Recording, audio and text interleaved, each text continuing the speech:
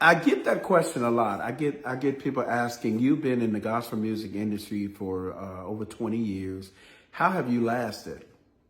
And to be quite honest with you, I think it's because I have been battle tested. I have been battle tested. I have been proven in terms of the highs, the lows, the good, the bad, the ugly. I had some great successes, but I've had some great failures. And when I say great failures, I'm not talking about the projects. I'm like relationships have failed. People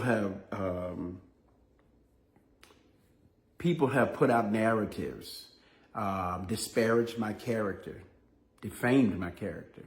And so when those things happened in those seasons, the sad part is people will believe a lie before they will believe the truth.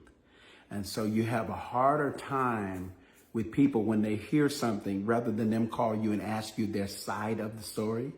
They join forces with the people who are trying to bring you down.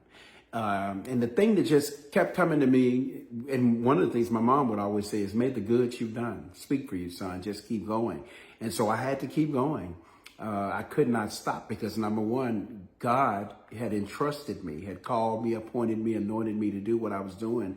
So man did not appoint me. God appointed me to do it. So they couldn't take that away from me.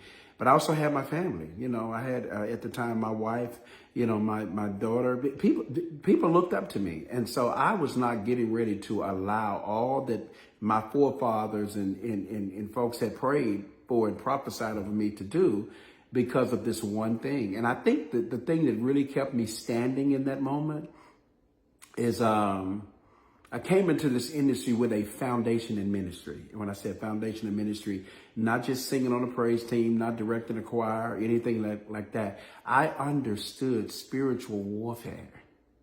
And when you understand spiritual warfare, a lot of the battles, a lot of the challenges, a lot of the struggles that you're going to have, not just in gospel music industry, rather you're in corporate America, you are going to understand quickly that some of these things are not a personality, it's a principality.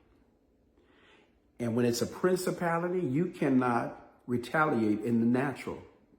You have to retaliate in a spiritual realm. So some of the battles I had to fight on my knees. That's why I'm still here. I went through so much sickness in my body behind just what people thought about me.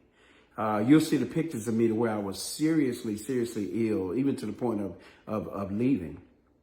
I was dealing with ulcerative colitis, and just that first word, ulcer. So I didn't know that words could be so powerful in terms of they can work powerfully in one way, but they can also work powerfully in another way to bring you down and affect your nervous system.